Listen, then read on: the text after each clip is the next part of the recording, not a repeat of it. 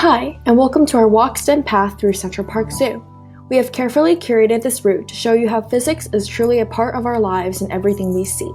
From exotic animals and exhibits to the simple ropes that line the pathways, the zoo is filled with physics. Join us now on our journey to discover Central Park's physics. We are now at the monkey house at the zoo. Look at all of these curious and beautiful creatures. Now imagine throwing a banana at the monkey in order to feed one. You would have to throw it in an arc. Some people would think that you should aim the banana below the monkey, but believe it or not, you would actually have to throw the banana at the monkey. This is because since there is gravity enacting on both of the banana and the monkey, both experience the same acceleration regardless of their mass.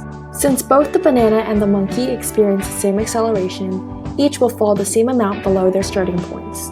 Thus, the banana hits the monkey. Since the banana left your hand relatively quickly, the banana reaches the monkey before the monkey has fallen too far. So in this case, to make sure the monkey catches the banana you throw, you should aim it directly at the monkey.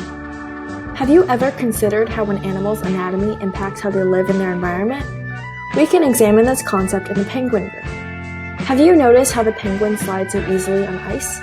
Why do you think they slide easier on ice than on gravel? This is because ice is much smoother than gravel is, so the coefficient of friction is much smaller. Think about it. When you look at gravel, there are tiny bumps on the surface. This makes it much more difficult for objects to move against it. When the penguin's stomach comes in contact with ice as opposed to gravel, it would be much easier for them to slide on the ice. Also, when the penguin is walking, how does it prevent itself from slipping on ice? As you can see, the penguins have very short legs. They waddle when they walk, shifting their center of gravity from their front foot instead of splitting it between the two legs. This keeps them balanced. Here we are at the Red Panda site in the center of the zoo. The Red Panda exhibit has a circular pathway with trees and bamboo in the middle. Therefore, guests must walk around the circle to get through the exhibit. How would the time it takes to walk around the exhibit differ if there were no trees in the middle and you could just walk straight across? In order to come to an answer, you have to know that average velocity equals the total distance traveled divided by the total amount of time.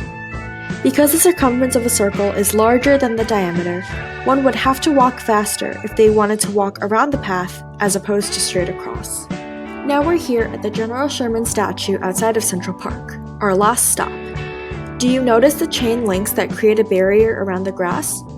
These chains are not pulled taut, and they hang in a U shape because of their slack.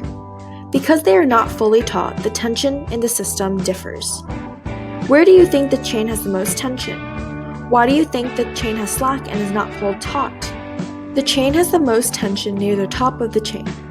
Here we have a free body diagram that shows all of the forces acting on the rope. See how this tension vector is longest near the tops of the ropes? The chain is not pulled taut because if one of the posts fall over, then the rest will follow. The slackened chains prevents the whole system from falling if one falls. Now we've approached the end of our walkSTEM tour, and we hoped you enjoyed it. Now you see that physics is everywhere you go. Next time you're walking around, try to find physics in your own daily life